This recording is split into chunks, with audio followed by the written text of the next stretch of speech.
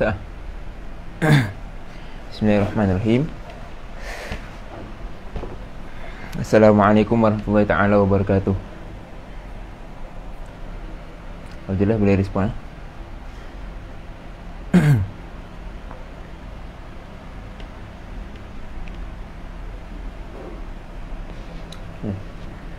Baik. A'udzubillahi minasyaitonir rajim. Bismillahirrahmanirrahim. Kita mulakan dengan muka kita Al-Fatihah. A'udzubillahi minasyaitonir rajim. Bismillahirrahmanirrahim.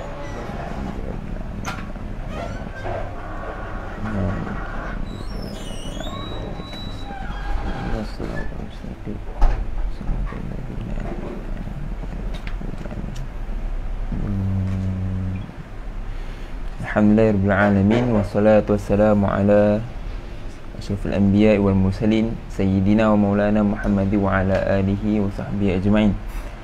Rabbana shrah lana sudurana wa yassir lana umurana wa hlul 'uqdatam min alsinatina yafqahu aqwalana. Rabbi zidna 'ilman nafi'a warzuqna fahman wasi'a. Allahumma amin. Qala Allah ta'ala a'udzu billahi minasyaitonir rajim. الذين يستمعون القول فيتبعون أحسنه أولئك الذين هداهم الله وأولئك هم أولو الألباب.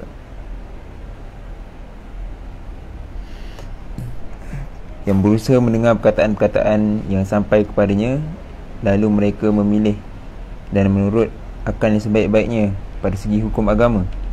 Mereka itulah orang-orang yang diberi hidayah, petunjuk oleh Allah, dan mereka itulah orang-orang yang berakal sempurna. Sadaqallahul Aliyyul Azim. Surah Az-Zumar ayat 18. Alhamdulillah, pertama dan selamanya sama-sama kita merafakkan kesyukuran kehadrat Ilahi. Hari ini kita diberikan rezeki, nikmat oleh Allah untuk kita hidup lagi pada hari ini dalam keadaan ada beberapa sahabat-sahabat kita yang kehilangan ahli keluarganya, sahabatnya yang lain dalam fasa-fasa pandemik ni. Jadi alhamdulillah Allah bagi rezeki kita untuk bernafas. Lalu rezeki itu kita sama-sama syukuri dengan mengucapkan syukur serta kita menggunakan nyawa yang kita ada ni untuk kita manfaatkan ke jalan Allah lah, manfaatkan untuk Islam, manfaatkan untuk menegakkan agama. Dan hari ini salah satu manifestasi kita terhadap kesyukuran itu adalah dengan kita menuntut ilmu agama. Dengan menuntut ilmu. Kerana dengan menuntut ilmu akan memandu kita bagaimana untuk beramal dengan baik, kita beramal dengan sempurna. Ala kulli hal, semoga semuanya berada dalam keadaan sihat walafiat. Semua tu yang dihormati YDP Ustaz Farhan, Ahmad Farhan, TYDP 1 Ustaz Aiman Syahmi, TYDP 2 Melakat Isah, Ustazah Syazah Siti Syazah, Barisan JGT, sahabat-sahabiah, sama ada yang berada di Mesir ataupun di Malaysia, semoga dirahmati oleh Allah. Jadi insyaAllah hari ini kita akan sambung tafakur kita dalam kitab Al-Wajiz fi Usulil Fiqh, karangan Al-Fadhil Al-Doktor Wahbah Az-Zuhaili. Namun sebelum ni kita dah sampai dah masuklah bab masalih al-mursalah, al-masalih al-mursalah, dan kita dah habis menerangkan jenis-jenis masalih. Dan kita akan masuk pada penghujahan dan contoh-contoh dia lah. Jadi insyaAllah kita akan cuba habiskan. Tapi kalau tak sempat, kita sambung minggu depan lah. Sekarang pukul 8 suku.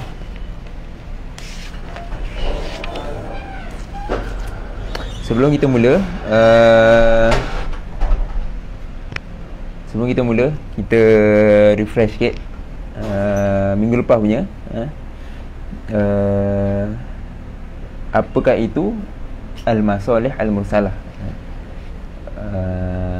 Salah satu daripada dalil, sumber-sumber dalil dalam perbahasan usul fiqh, yang mana termasuk dalam sumber dalil yang tidak disepakati. Kalau disepakati ada 4, Al-Quran, Sunnah, Ijma', Qiyas, dan baki itu adalah yang tidak disepakati lah.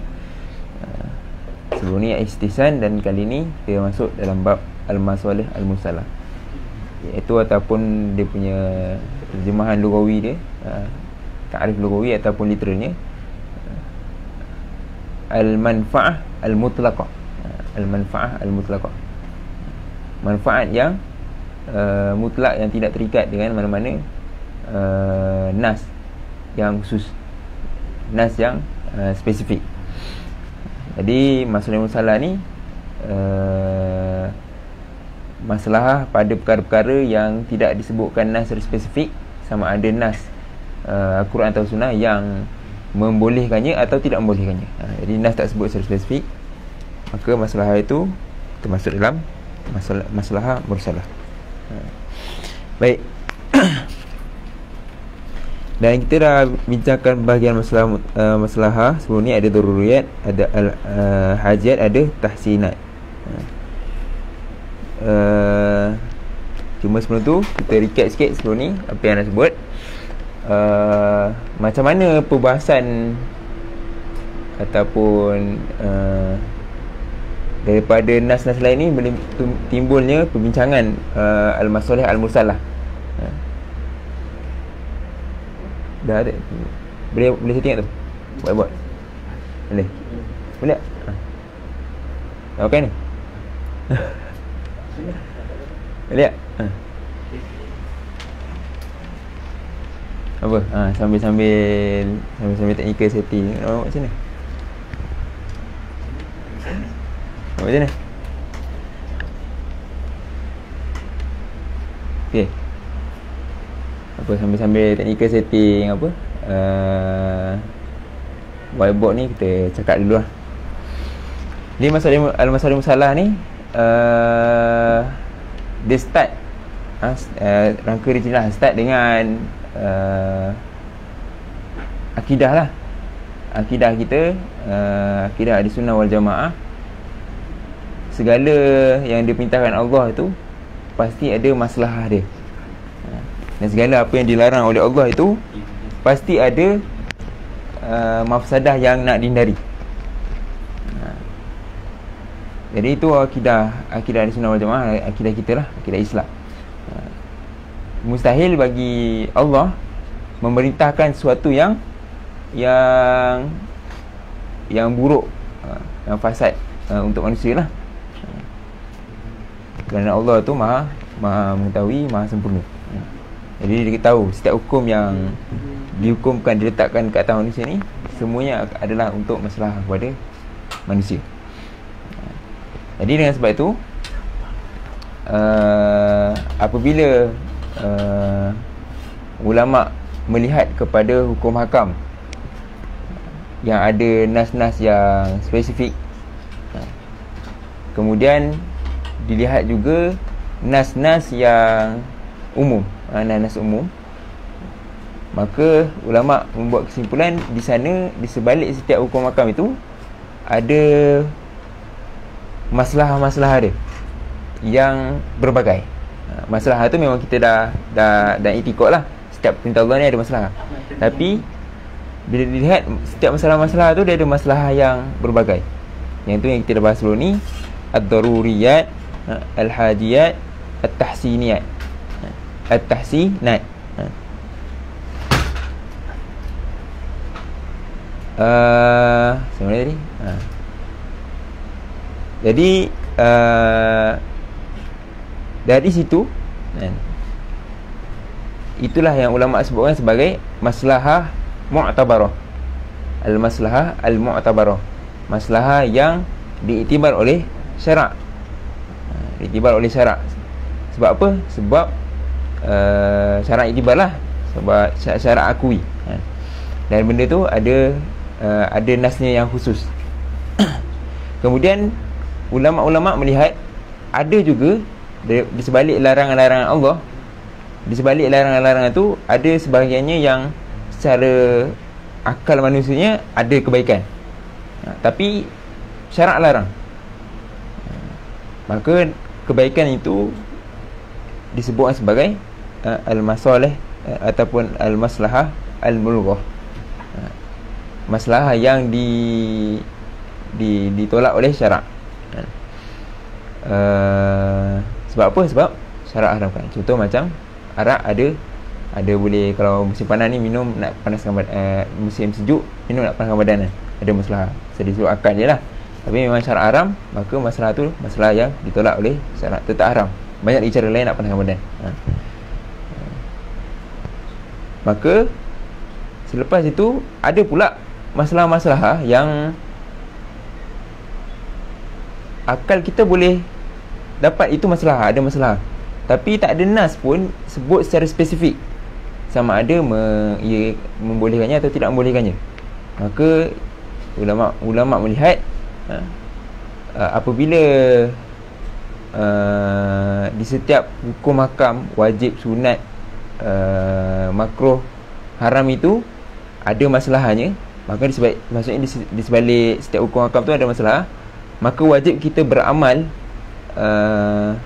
pada perkara-perkara yang tidak ada hukum secara spesifik tu bersesuaian dengan masalah tu yang kita lihat masalah tu secara zon. Kalau kita dah bincang dalam bab qiyas sebelum ni, beramal secara zon tu adalah wajib. Sebab kalau kita tak beramal pada perkara yang zon itu, akan menyebabkan kita tak boleh nak beramal, tak boleh nak berhukum. Kalau kita kata tak boleh beramal dengan zon. Okay, itu kita nanti boleh refresh balik lah.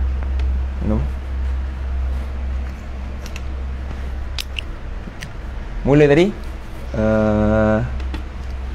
nampak bangun lah. Erot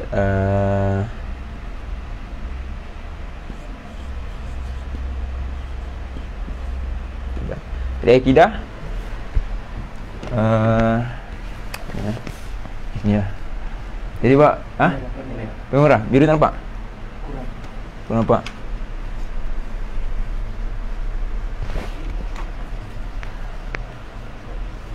Yang DIY ni. Okey. Mula dengan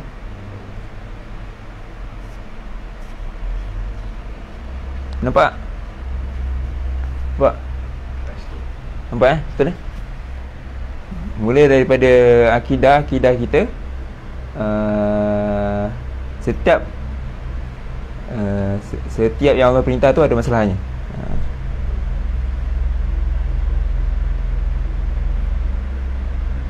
Tulis apa? Setiap keluar pula.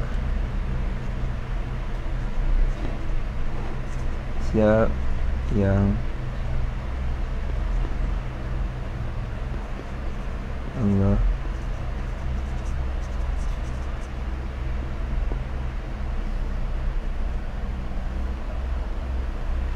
keluar. Ada marker lain tak?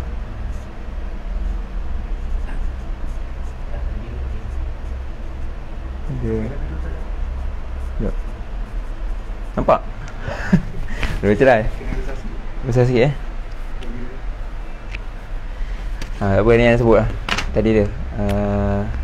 Akidah kita, setiap yang Allah perintah pasti ada masalah dia.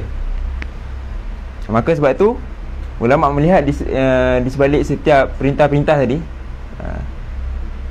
daripada setiap perintah-perintah ni, ulama lihat perintah ni hukum hakam lah. Di sebalik perintah tu mesti ada hukum hakam kan. Maka ulama lihat apakah masalah-masalah dia. Bila lihat daripada perintah-perintah tadi, hukum hakam tadi, ada berbagai-bagai masalah. Ada daruriyat atau lah. Daruriyat, ada hajiat, ada tahsiniyat. Okay. Jadi ini semua ni adalah yang kita sebut sebagai masalah dia lah. Masalah mu'tabarah. Sebab apa? Sebab ni daripada masalah ni didapati daripada nas, hukum hakam yang ada nas, yang spesifik. Ni nas spesifik. Okey. Jadi ni masalah mu'tabarah. Dan di sebalik hukum hakam ni ada juga masalah lain yang kita sebut tadi. Masalah tu dinilai daripada akal manusia, ataupun boleh dilihat oleh akal manusia, tapi syarak haramkan. Syarak apa? Syarak haramkan perkara itulah.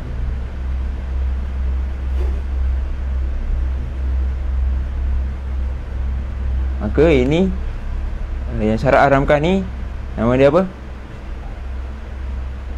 Masalah mulghah. Tapi ada lagi. Lepas tu ada lagi benda-benda yang tak disebut nas secara spesifik. Nas tak sebut secara spesifik.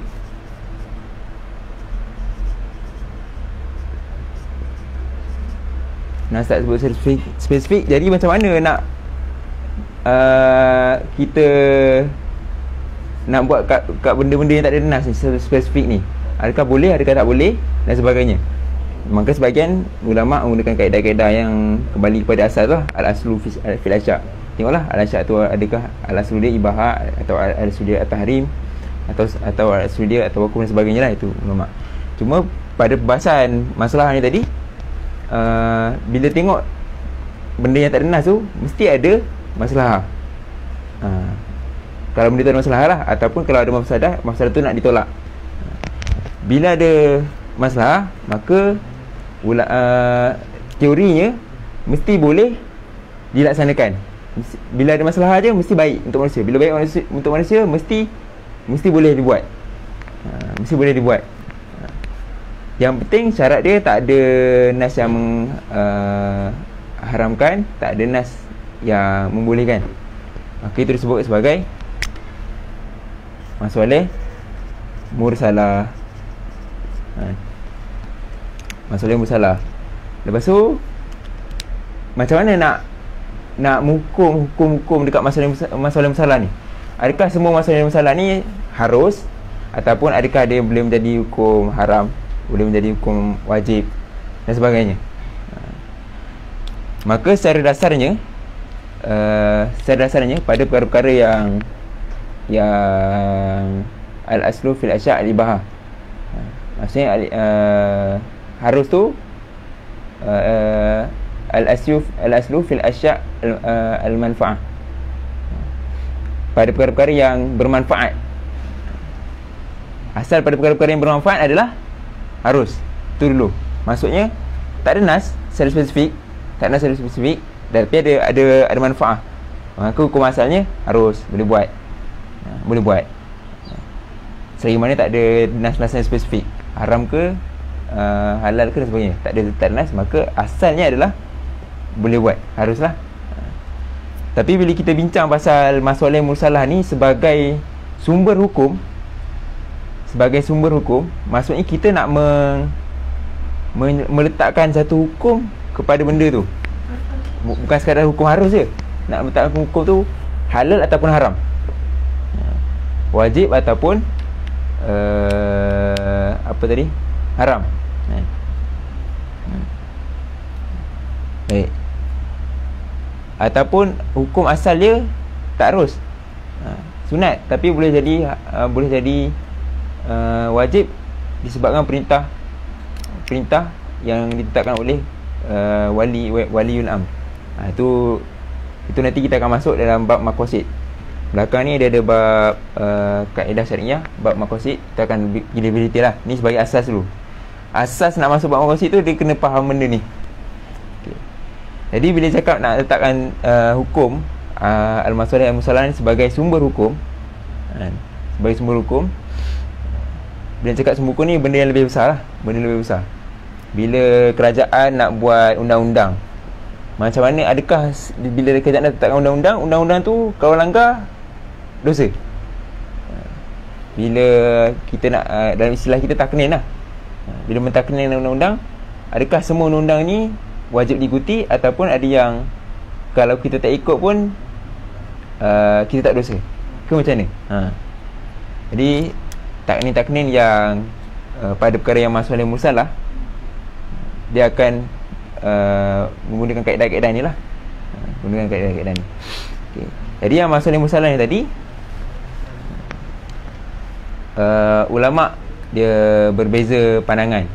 Ulama' dia berbeza pandangan, menjadikan dia sebagai hujah untuk menetapkan hukum. Hujah untuk menetapkan hukum, dia sebagai sumber yang mustakil. Masalah musalah ni sebagai satu hujah yang tersendiri. Dia tidak ada terkait dengan mana-mana sumber dalil yang lain. Maksudnya hukum ni, masalah ni, okey, contoh masalah nak takninkan hukum umur yang boleh berkahwin. Contoh nanti kerajaan atau kerajaan setiap Dewan Undangan Negeri letakkan satu rang undang-undang syariah, umur 18 baru boleh kahwin. Contoh. Benda tu tak ada nas sebut, tak ada yang kata boleh, nas kata boleh atau tak boleh. Jadi adakah kalau kita kahwin sebelum umur 18 tahun tu jadi berdosa? Macam mana? Ada benda tu, masalah kena lihat pada dia punya pertimbangan dia. Adakah dia doriyat dan sebagainya lah. Jadi benda tu menjadikan masalah sebagai hujah untuk masalah-masalah macam tu. Ulama' berbeza pandangan. Ada yang kata tak boleh mutlak, ada yang kata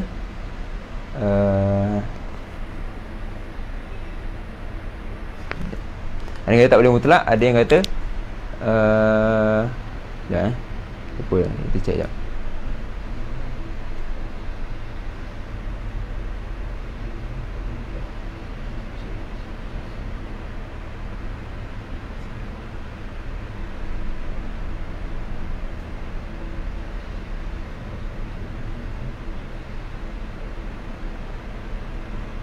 Okey, ada yang kata tak boleh mutlak.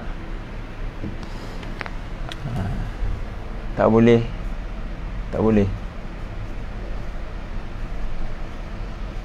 mutlak. Ada yang kata boleh. Ada yang kata boleh bersyarat. Okey, cuma bila ditarjihkan perbincangan ni, nanti lagi kita akan masuk. Ni gambaran umum. Bila ditarjihkan perbincangan ni, khilaf-khilaf tu semua sebenarnya membawa kepada satu pemahaman yang sama, iaitu masalah musalah ni sebenarnya dibolehkan. Mereka sebenarnya bersetuju untuk boleh, sebab sebenarnya masalah musalah ni dia berpandukan kepada nas yang umum, nas syarak. Kita letak daruriyat tu, ada 5 daruriyat tu kan. Sebenarnya 5 daruriyat tu dia ada asal usul dia, ada nas umum dia, ada maqasid-maqasid yang diistiqra' oleh ulama' daripada hukum hakam yang ada nas spesifik ni. Jadi masalah ni yang kita kata kita nilai berdasarkan masalah yang daruriyat, yang 5 daruriyat tu sebenarnya bukan benda yang semata-mata tak ada nas, tapi daruriyat tu kita nak nilai adalah berdasarkan nas. Wujudnya daruriyat tu berdasarkan nas yang umum. Nyawa ada banyak dalil dia, jaga nyawa, jaga nasab, banyak dalil dia, jaga nasab. Cuma tak ada nas yang spesifik je untuk kes yang kita nak buat ni. Jadi sebenarnya bila ditarjih, semua bersetuju masalah ni boleh dijadikan sebagai sumber dalil. Cuma jumhur lah tu, jumhur still ada yang kata tak boleh, iaitu Syiah Zuriyah. Baik, itu secara umum gambaran dia. Maksudnya Al-Masalih Musallah ni sebagai sumber dalil. Okey, faham? Kalau tak faham tak faham tanya, kita boleh ulang, tak salah. Tapi kalau tak faham juga kena jumpa dulu depan lah, kalau yang online ni.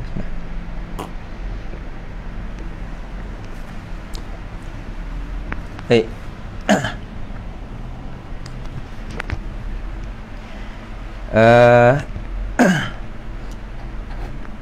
Cuma sebagai hulasah dia lepas bincangan para ulama, hari ni kita menggunakan pandangan, kebanyakan ulama menggunakan pandangan yang disebutkan oleh Imam Al-Ghazali. Masalih Musallah ni dijadikan hukumnya akan jadi wajib apabila masalah yang nak didapati pada suatu penetapan hukum tu, suatu taknin tu, apabila masalah dia masalah yang daruriyat, maksudnya bukan hajat, bukan tasniat. Hajat tasniat ni maksudnya boleh buat tapi dia tak sampai level wajib. Wajib ni pertama daruriyat, kemudian dia pasti qat'i, dia qat'i. Bila buat benda tu, bila takrin benda tu, pasti masalah tu akan boleh dapati. Yang ketiga dia ammah. Masalah tu masalah ammah. Jadi bila tiga benda ni ada, bila kita langgar undang-undang yang dah ditaknir berdasarkan tiga dawabit ni, akan jadi berdosa. Lepas tu bila tanya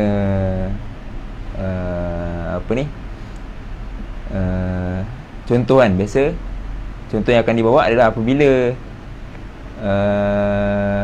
kita diserang oleh musuh, negara Islam dikepung oleh musuh, diserang, dan tentera musuh tu dia menjadikan tentera Islam sebagai benteng, yang tentera Islam yang ditahan, yang tawanan, yang dah dapat ditawan lah, jadikan sebagai benteng. Kalau nak bunuh, kalau nak serang musuh tu, mesti kena serang benteng tu, maksudnya kena bunuh orang Muslim. Jadi macam mana? Tapi kalau tak serang, nak semata-mata tak nak bunuh orang Muslim tu, habislah, satu negara semua kena serang. Jadi satu negara semua kena serang, termasuk tawanan tu nanti pun kena serang, akan dibunuh juga. Maka disebabkan benda tu daruriyat, perkara yang daruriyat, jaga nyawa. Dan daruriyat tu daruriyat yang pasti. Kalau tak serang, confirm lagi banyak yang akan hancur. Yang ketiga, ammah, benda tu umum, jaga satu negara sebenarnya. Maka wajib serang musuh tu dengan menyerang dengan menyerang benteng tu lah. Benteng yang dijadikan dengan orang Islam yang ditawan tu. Jadi kalau bila waktu tu ketua tentera dah bagi arahan, kita tak buat, dia akan jadi berdosa. Jadi dosa tu bukan semata-mata kerana masalah musalah tu mustakil, tapi masalah musalah tu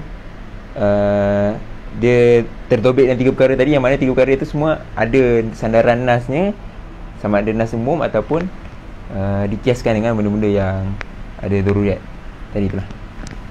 Okey, kita masuk kitab.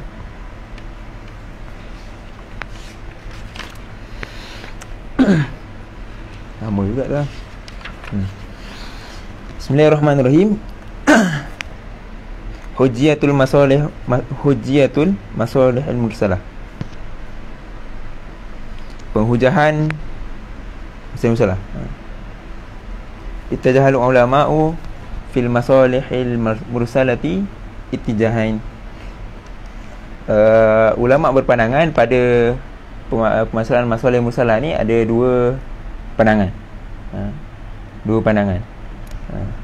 Yang pertama kata apa? Ittijahin yamna'ul akhdha biha wa hum asy-syafi'iyyah wa syiah wa dhahiriyah. Pandangan berkata yang pertama, tak boleh ambil masalah musalah, iaitu Syafi'iyah, Syiah dan Zahiriyah. Wa tijahin yujizul akhdhu biha wa hum al-akhdha biha wa hum al-Malikiyah wal Hanafiyah wal Hanabilah. Yang kedua kata boleh, maksudnya boleh gunakan masalah musalah sebagai sumber hukum, sumber dalil, iaitu golongan Malikiyah, Hanafiyah dan Hanabilah. Dalam Ihkamul Ahkam Al-Amidi, dia dia sebut asalnya Hanafiyah kata tak boleh, tapi bila dicek balik, Hanafiyah sebenarnya membolehkannya secara tidak langsung. Sebab Hanafiyah, mazhab Hanafiyah, dia gunakan istihsan. Kalau kita ingat sebelum ni, istihsan dia ada jenis istihsan bil masalih, istihsan dengan maslahah. Jadi sebenarnya dia menilai dengan maslahah jugalah. Tak tu dia masukkan dalam ni. Dan Syafi'iyah tadi tu, ini adalah sebahagian Syafi'iyah yang kata tak boleh. Baik. Cuma jumhur kata boleh. Amal munkirun alladhi yamna'un al-akhdha biha.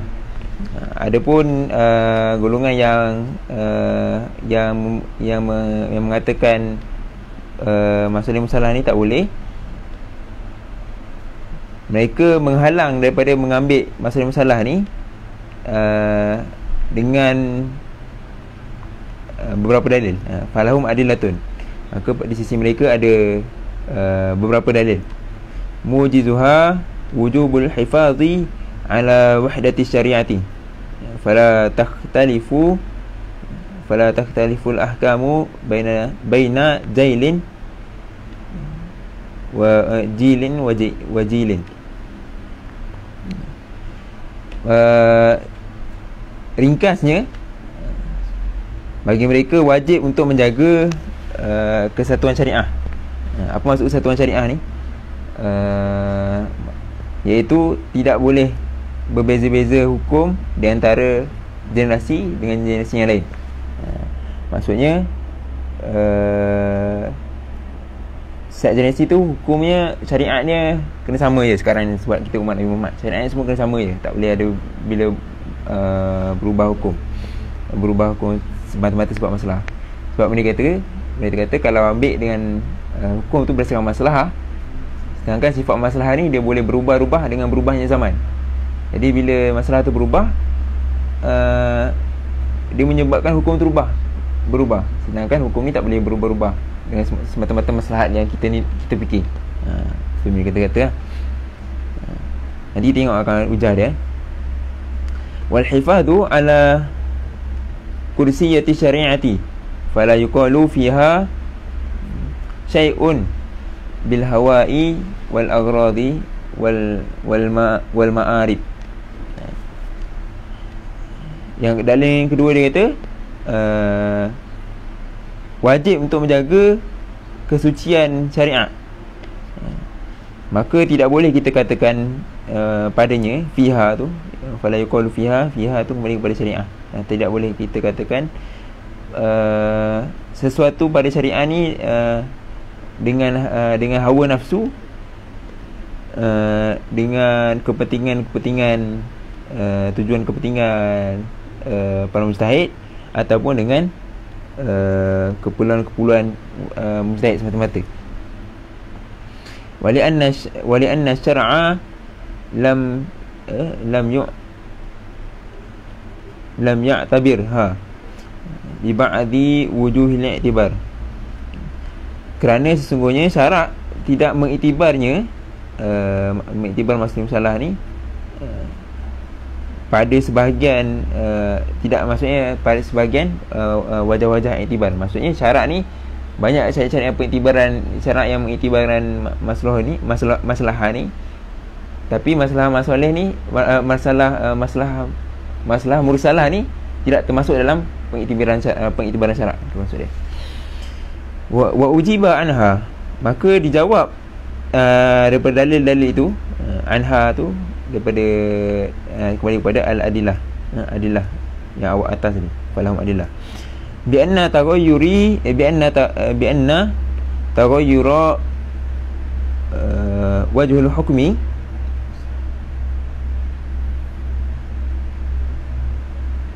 bi anna taghayyura wajhul hukmi aw al maslahati yaqtadi taghayyurul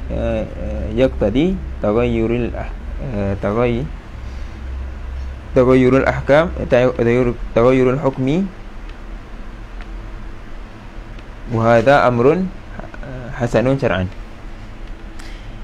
Maka dijawab bahawasanya perubahan-perubahan pada hukum hakam ataupun masalah tadi memerlukan kepada perubahan-perubahan hukum. Bila masalah satu keadaan, satu zaman, satu tempat itu berubah, memang perlu kepada perubahan hukum. Sebab akidah kita tadi yang kita sebut awal tadi, perintah Islam perintah ni, perintah atau hukum hakam ni yang diturunkan oleh Allah pasti ada masalah. Maksud Allah mesti perintahkan masalah. Sebab tu pada kalau kaedah asalnya tadi, al aslu fil asya' al manafi' al ibahah. Semua benda-benda yang ada manfaat tu asalnya adalah harus. Jadi sebab tu disebut wa hadha amrun hasanun syar'an, ini perkara yang baik dari sudut syarak. Wa anna al-amala biha amalun bimaslahatin rajihatin. Dan beramal dengannya, dengan masalah tadi adalah beramal dengan masalah yang rajih, masalah yang pastilah, bukan masalah yang semata-mata kita sangka-sangkakan. Maksudnya bukan masalah-masalah yang tidak elok lah. Maksudnya masalah tu betul-betul elok. Walaysat hiya min qabili tasyri'i bil hawa. Dan bukanlah ia ni maksudnya al-amal biha, bukanlah beramal dengan masalah-masalah yang tadi beramal dari sudut bertasyri' dengan hawa nafsu. Li'annahu yastarata lil amali biha wujudul malaimati bainaha wa baina maqasidis syar'i. Sebab apa kita kata gunakan masalah-masalah ni bukan tasyri' dengan masalah yang kita nilai berdasarkan hawa nafsu, akal semata-mata. Kenapa kita kata begitu? Sebabnya diletakkan syarat untuk beramal dengan masalah-masalah ni, iaitu apa syaratnya? Wujudul mula amah, adanya kesesuaian bainaha wa baina maqasid syar'i, kesesuaian, ketepatan di antara masalah-masalah tu dengan maqasid syarak. Maqasid syarak yang 5 tu. Maqasid syarak ni semua sepakat kena ikuti, kena tepati. Jadi masalah yang tadi mestilah menepati ataupun mengikuti maqasid syarak. Sebab tu bila kita cakap nak jadikan sumber hukum tu nak jadi sampai wajib, kena ikut daruriyat. Seperti Imam Ghazali sebut tadi, syaratnya tadi kena termasuk dalam daruriyat, bukan semata-mata hajat ataupun tasniat. Tapi boleh je kalau tasniat atau hajat tu dibuat selagi di mana bila kita cakap dia tasniat ataupun dia hajat, tu manfaat tu. Cuma manfaat label hajat, tasniat. Cuma dia label harus lah. Cuma ada hajat yang boleh jadi sampai label wajib. Itu dalam perbahasan al-hajah tunazilu manzilatad darurah. Itu nantilah. Hajat ni dia boleh jadi label macam darurat. Itu nanti kita akan masuk lah belakang nanti, insya-Allah.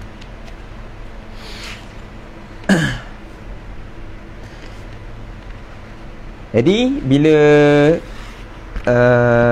kita tengok sebenarnya golongan-golongan yang mengatakan tak boleh ni, dia dia cakap sebab orang-orang yang guna masalah musalah ni sebenarnya guna masalah musalah sebab hawa nafsu, sebab akal semata-mata. Sedangkan sebenarnya masalah musalah tu bukan guna hawa nafsu, bukan guna akal semata-mata. Jadi kalau kita faham masalah musalah ni tak guna hawa nafsu, mereka pun sebenarnya bersetuju sebenarnya boleh, sebab bertepatan dengan maqasid syarak. Wahtajal qailun biha biadillatin kathiratin ahammuha ma ya'ti. Jadi golongan-golongan yang mengatakan boleh ni, mereka berhujah dengan bolehnya beramal dengan masalah musalah dengan banyak dalil lah. Antara yang terpenting iaitu yang pertama, innal hayata fi tatawurin mustamirin. Sungguhnya kehidupan ni, hidup manusia ni, sifat dia ada perkembangan. Setiap zaman tu dia akan ada perubahan-perubahan yang berlaku, perkembangan yang berlaku. Zaman lain, sekarang ada handphone, dulu tak ada handphone. Jadi hukum makam ni beza. Digital dunia, sekarang ni ada istilah dunia digital, dulu tak ada. Jadi macam mana kita nak berhukum dalam dunia digital ni, contoh dia. Dan perubahan-perubahan ni dia mustamirin, dia akan berterusan selagi mana dunia tak kiamat. Wa masalihun nas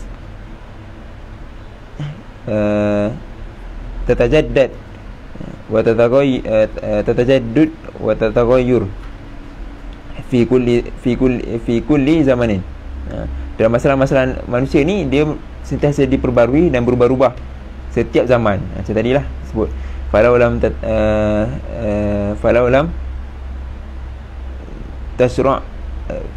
tasra' ila ahkamul munasabah litilkal masalih lawaqa'an nasu fi harajin.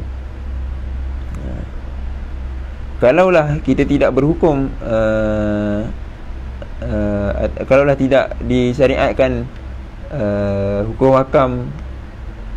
hakam itu tadi bermunasabah dengan masalah-masalah yang sentiasa berkembang ni tadi, pasti manusia akan berada dalam kepayahan, kesusahan. Contoh, hukum hakam tu ditasyri'kan bukan sebab masalahan. Jadi bila masalah tu berubah, hukum tu tak berubah sebab bukan sebab masalah tu. Jadi kalau kita kata begitu, akan berlaku kepayahan, kesusahan. Wa ta'attalat masalihihim wa ta'attalat masalihuhum fi mukhtalafil azminah wal amkinah. Dan akan terrosaklah masalah-masalah mereka, yakni manusia ni, apabila berbezanya zaman dan juga berbezanya tempat. Wa waqafat tasri'u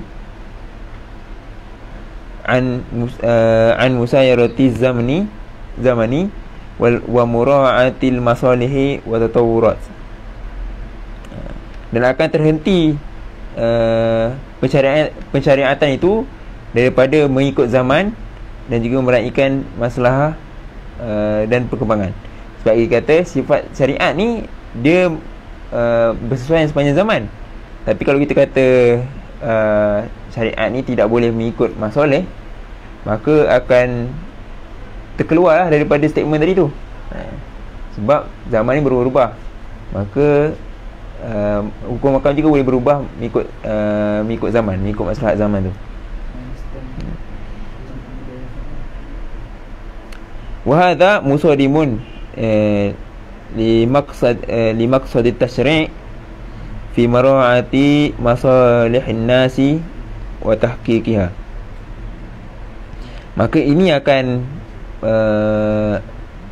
menghancurkan maksud-maksud syarak, maksud pensyariatan pada meraihkan masalah-masalah manusia dan merealisasikan masalah manusia. Itu ujian pertama. Ujian yang kedua, qamat ahkam syariah, qamat ahkam syariati ala i'tibari ala i'tibaril masalihi wa ri'ayatiha tahqiqiha rahmatan bin nasi.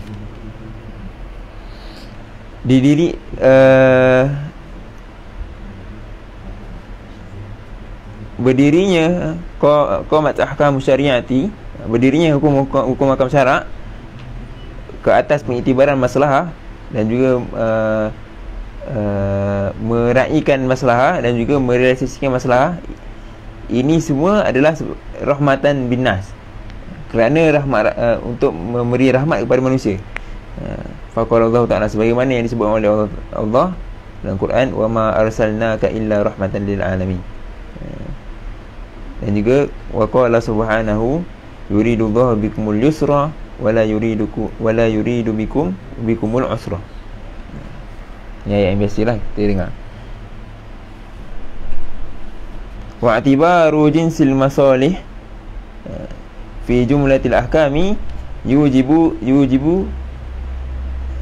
zannu i'tibari kulli maslahatin min jinsi tilkal masalihi fi ta'lilil ahkami li'anna al-amala bizanni wajibun. Ini kita sebut tadi. Kerana apabila pengiktibaran jenis masalah ni apabila Allah sebut ayat tadi, wa ma arsalnaka illa rahmatan lil alamin, semua ni menandakan bahawa syariat ni diiktibar masalahnya, diraihkan masalahnya, direalisasikan masalahnya kerana rahmatan bin nas. Maka pengiktibaran jenis-jenis masalah ni pada hukum hakam ini tadi mewajibkan, menjadikan wajib zon ni diiktibar setiap masalahnya pada setiap jenis-jenisnya.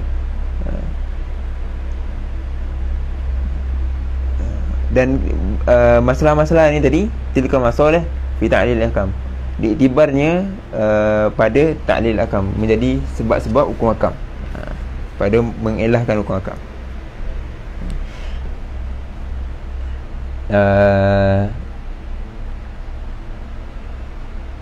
Bila kita tengok ayat tadi mewajibkan secara zon, kita perlu mengiktibar setiap maslahah yang ada dalam dunia ni, jenis-jenis sajalah masalah masalah darurat, masalah hajat, masalah tasyiat ni semua. Bila wajib kita iktibar dia, maksudnya terima dia sebagai satu sumber yang legit, maka wajib juga untuk jadikan masalah-masalah yang ada pada hukum hakam masalah muktabar ni tadi diletakkan pada hukum hakam yang masalah sebagai ta'lilul ahkam. Lianna al-amal bizanni wajibun, kerana beramal dengan zon itu wajib.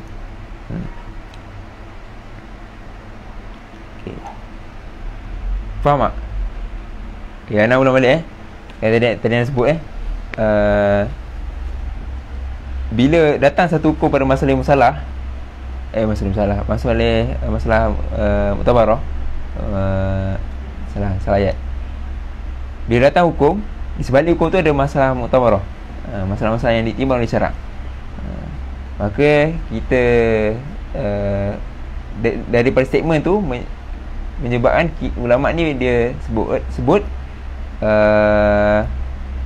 maka apabila semua hukum hakam ni ada masalahannya, yang disebut sebagai masalah muktabarah, wajib juga secara zon kita kena iktibar masalah-masalah yang ada pada perkara-perkara yang tidak disebutkan oleh nas secara spesifik sebagai satu sumber atau sebagai satu sebab atau satu illah untuk kita letakkan hukum padanya. Yang mana hukum padanya tu pada masalah-masalah tadi ni tak ada nas spesifik. Okay. Sebab apa? Sebab beramal dengan zon tu wajib. Benda tadi tu, statement tadi tu zon. Tapi kalau kita tak beramal dengan statement yang zon tadi tu, menyebabkan kita tak tahu apakah sebenarnya hukum hakam benda yang tak ada nas secara spesifik ni. Jadi beramal dengan tuan tu wajib, maka beramal dengan masalah musallah tu wajib. Okey, yang ketiga, ru'iyatil masalihatul maslahah binahwi au sa'a min al-qiyasi fi ijtihadati sahabati.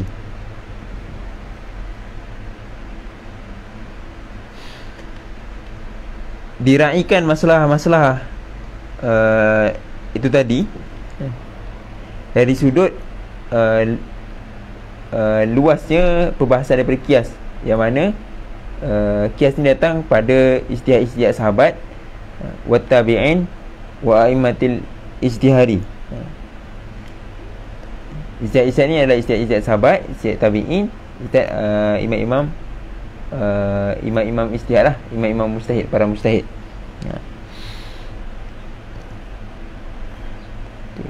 Kalau kita ingat sebelum ni,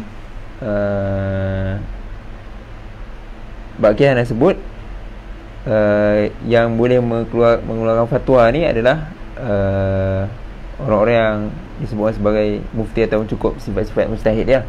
Mujtahid untuk tetapkan satu hukum. Jadi apabila mereka berhukum pada perkara-perkara yang tidak ada nas, mereka menggunakan qiyas. Jadi sebenarnya masalah ni dia terdatang dia terkeluar atau sumbernya asalnya adalah daripada pembahasan ke qiyas. Sebab kalau kita ingat, dalam qiyas tu dia ada illah yang berdasarkan munasib mursal ataupun masalah musalah. Jadi para sahabat, para tabi'in, para mujtahid, mereka semua meraihkan masalah dalam mereka berijtihad dengan qiyas, sehingga kan hatta kana dzalika bimanzilatil ijma' ala riayatiha, sehingga kan masalah itu dia seolah-olah menempati tempat, seolah-olah dia telah dipersetujui, menempati tempat ijma' lah. Maksudnya semua sepakat masalah ni perlu diraikan ala riayatiha. Bidalili jam'i Abi Bakril Quran fi mashafin wahidin minas suhufi al-mutalaqati bi isyaratin min Umar radhiyallahu anhu. Dengan dalil antara dalilnya Abu Bakar, ini kat sahabat lah, para sahabat. Abu Bakar mengumpulkan Al-Quran pada satu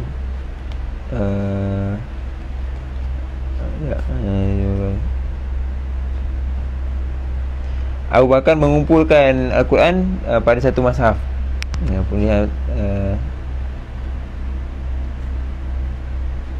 mutafarriqatin. Abu Bakar mengumpulkan Al-Quran pada satu mushaf daripada mushaf-mushaf yang berbeza-beza, dengan isyarat daripada Umar radhiyallahu anhu. Okey, ni anak cerita sebelum ni, waktu zaman Sayyidina Abu Bakar, asalnya sebelum ni Al-Quran ni tidak ada mushaf. Lalu disebut oleh Sayyidina Umar kepada Sayyidina Ali, kena kumpulkan, kena buat pemisahan Al-Quran ni untuk menjaga Al-Quran. Sebab lepas perang tu ramai hafiz-hafiz yang mati. Lalu Sayyidina Abu Bakar mengumpulkan Al-Quran daripada pelepah-pelepah tamat, daripada batu-batu, daripada lembaran-lembaran yang terpisah-pisah. Jadi dikumpulkan jadi satu Quran, satu mushaf. Qailan, ini yang Sayyidina Umar sebut, innahu wallahi khair wa maslahatun lil Islam. Sesungguhnya apa yang kau buat ni, wallahi ada kebaikannya, dan juga ia adalah maslahat untuk Islam. Ini contoh yang pertama. Yang kedua, ni nak bagi contoh ni lah, ijtihad sahabat berdasarkan masa. Sebab sebelum ni tak ada buat. Waharibu Abu Bakrin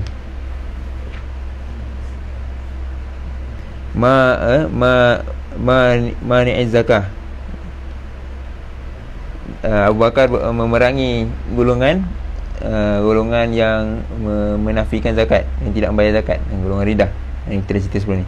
Wastakhlafa min ba'dihi Umar, dan kemudian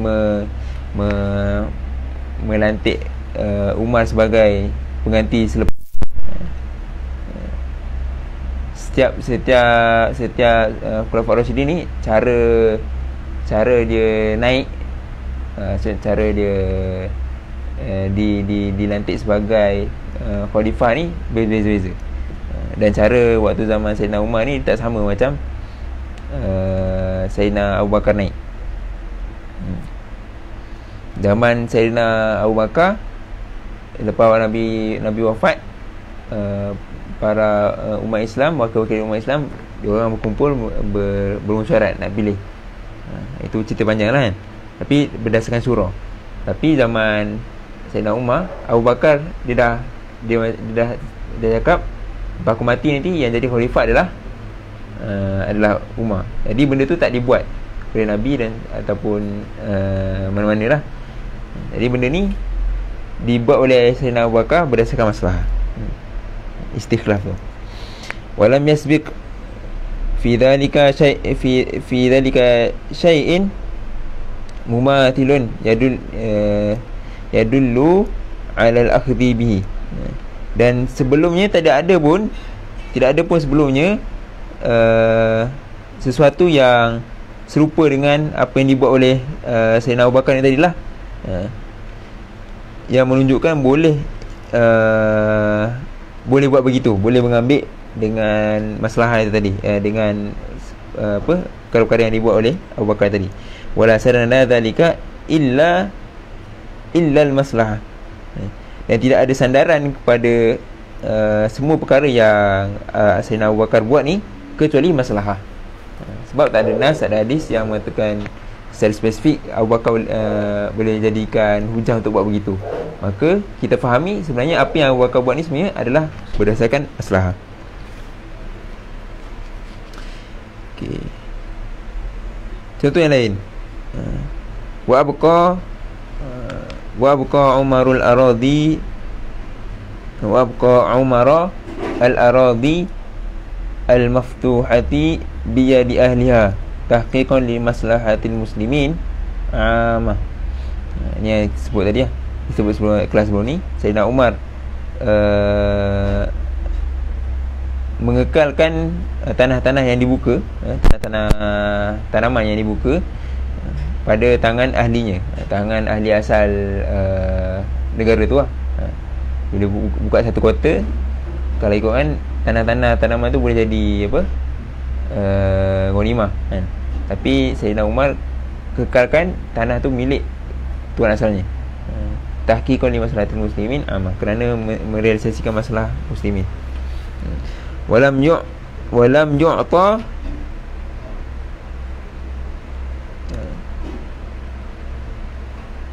walam yu'ti al-mu'allafata qulubihim min az-zakah. Dan Sayyidina Umar tidak memberi kepada al-mu'allafah qulubihim, golongan-golongan yang baru masuk Islam, apa ni, apa kita panggil orang masuk Islam, mu'allaf kan, mu'allaf, golongan mu'allaf yang baru masuk Islam ni. Zaman Sayyidina Umar tak bagi zakat. Sebelum ni diberi zakat untuk mengikat hati mereka dengan Islam. Jadi kenapa Sayyidina Umar tak bagi zakat zaman Sayyidina Umar? Li'adamil hajati ila ta'lifi ba'da an azza al-Islam. Kerana tidak ada hajat untuk mentaklif selepas kuatnya Islam.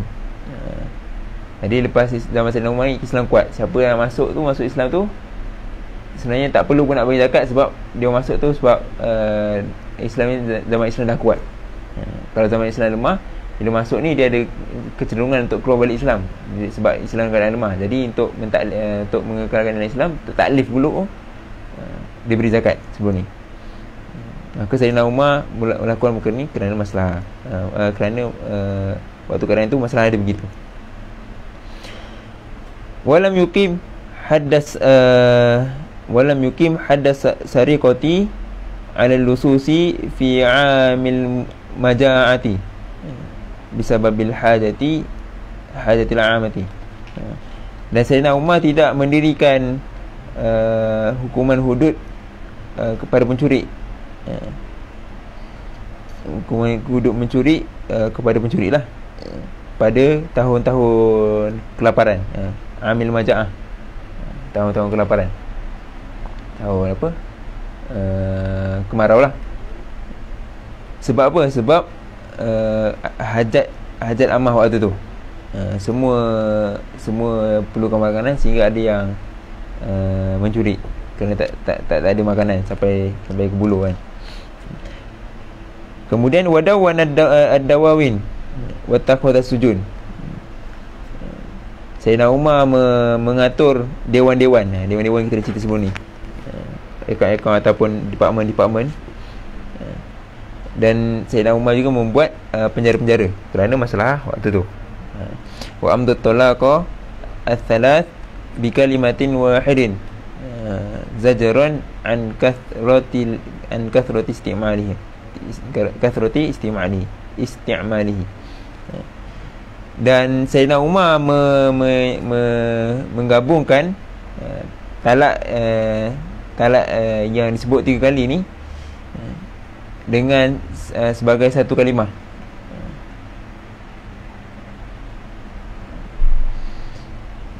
Maka Sayyidina Umar buat begitu kerana kasrati istimali, kerana banyak penggunaannya. Zaman Sayyidina Umar ni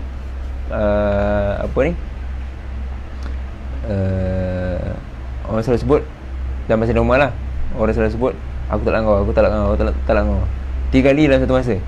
Maka disebabkan banyaknya benda tu berlaku zaman tu, untuk mengelakkan berlakunya talak 3 ni terlalu banyak, maka Sayyidina Umar sebut kalau talak 3 tu, hukum talak tu disebut 3 kali pada satu waktu tu, maka dikira sebagai satu kalimah.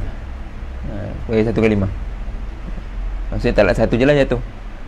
Itu masalah yang tu Sayyidina Umar buat. Wa amara biqatlil jama'ati bil wahidi saddan lidhari'atil khulas minal qisas. Dan Sayyidina Umar memerintahkan untuk membunuh sekumpulan dengan yang satu, sebagai sadu zari', sebagai untuk menghalang daripada orang-orang yang khalas, yang bebas ni, orang-orang yang bersalah ni bebas daripada kisos. Jadi zaman Sayyidina Umar, kalau pembunuhan beramai-ramai, walaupun yang terbunuh tu seorang, walaupun yang membunuh tu 100 orang, 100 tu kena kisos semua, untuk mengelakkan daripada yang sebenarnya bersalah.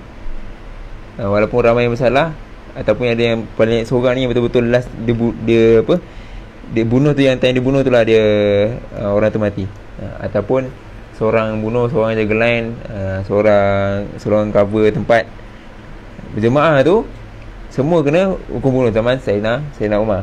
Sebab nak mengelakkan daripada orang yang bersalah bebas daripada kisos.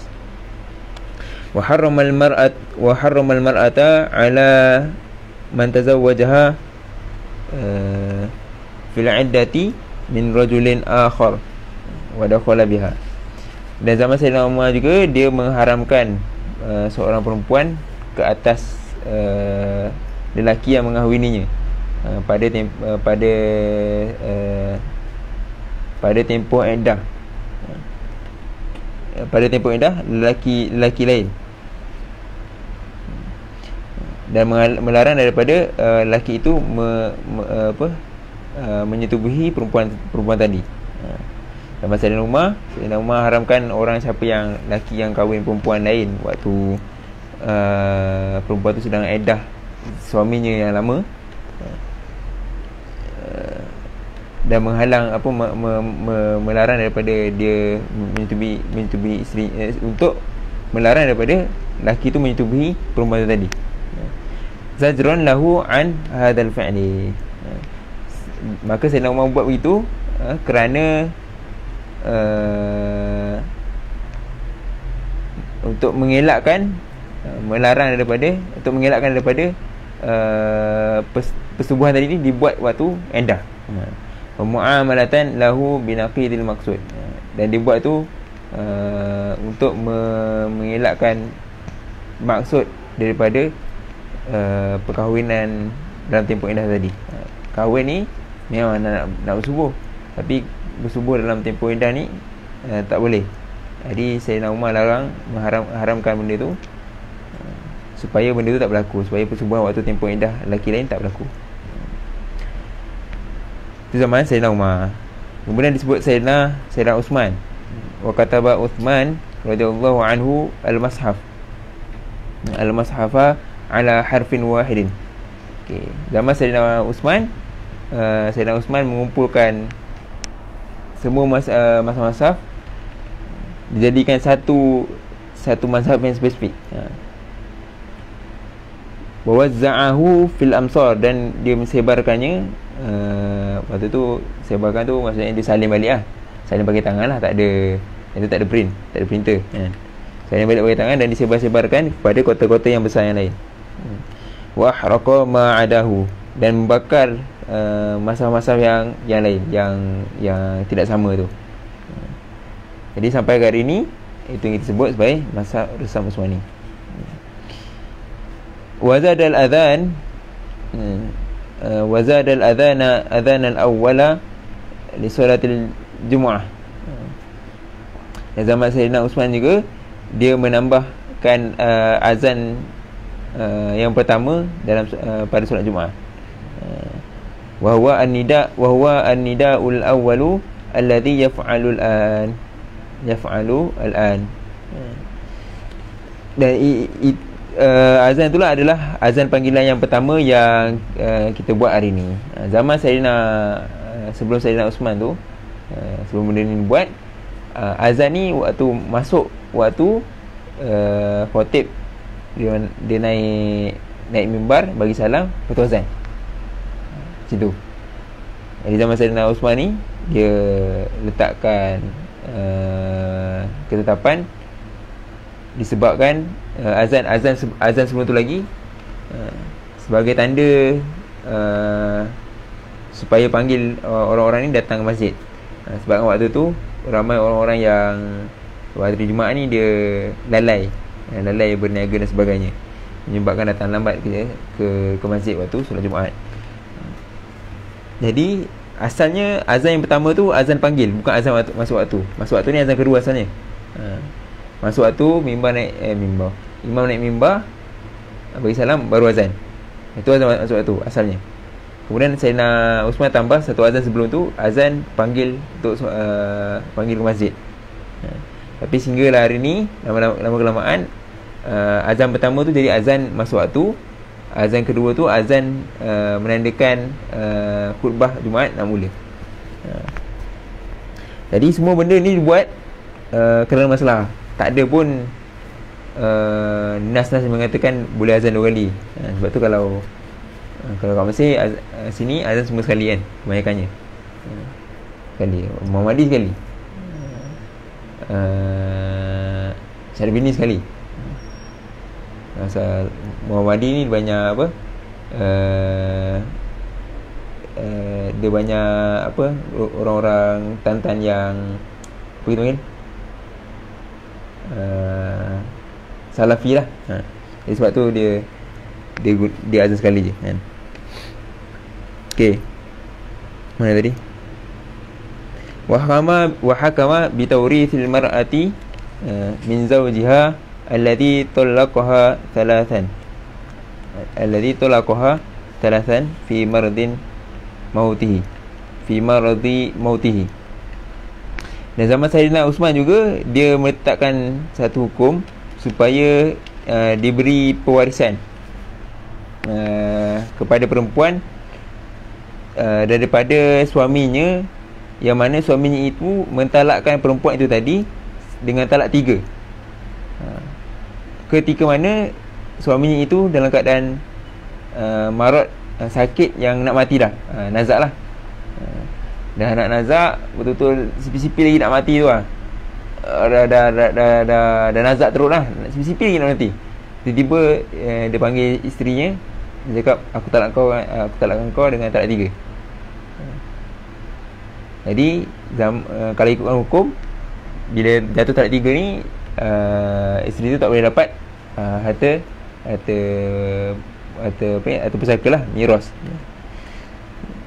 Tapi zaman Sayyidina Umar, dia kata boleh dapat. Sebab apa? Sebab biasanya orang yang buat macam tu, yang laki yang talakkan isterinya waktu dah nak mati ni, dia firaran min iratiha. Dia takut ataupun dia nak mengelakkan daripada hartanya tu dibagi kepada isterinya. Dia memang sengaja dia buat macam tu. Sebab dia tak nak harta dia tu dapat ke isterinya. Maka atas masalah, Sayyidina Uthman tetapkan perempuan tu dapat waris juga walaupun dah ditalakkan. Muamalatun lahu binaqidi maqsudihi. Jadi Sayyidina Uthman buat tu supaya tujuan laki tadi tu tak tercapai. Sesaja nak tak bagi isterinya dapat iras. Wasumiya talaqul firar. Maka talak tu hari ni kita kenal sebagai namanya talak firar. Talak yang takut atau firar ni larikan diri. Maksud talak yang sengaja dibuat untuk mengelakkan daripada isterinya mendapat hak pewarisan.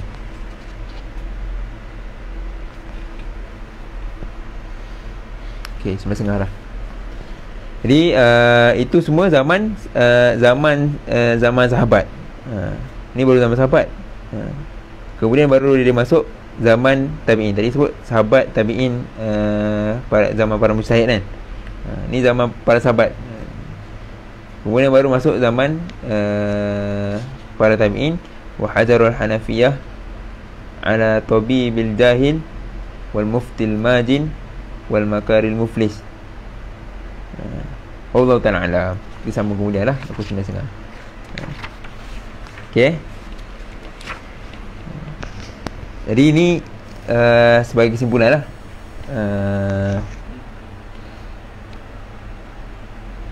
Bila kita lihat sebenarnya golongan hujah-hujah ni tadi menandakan sebenarnya masalah musalah ni dia bukan semata-mata masalah yang tidak ada sandaran sumbernya. Tapi satu ketetapan ataupun perkara yang dibuat ditetapkan berdasarkan masalah, sebenarnya masalah yang dijadikan sandaran itu dia bersumberkan atau bersandarkan dengan nas juga sebenarnya. Sama ada nas umum, yang kita sebutkan nas-nas yang umum, yang ada banyak yang menyebutkan sebenarnya Islam ni membolehkan perkara yang maslahah, perkara yang baik, perkara yang manfaat.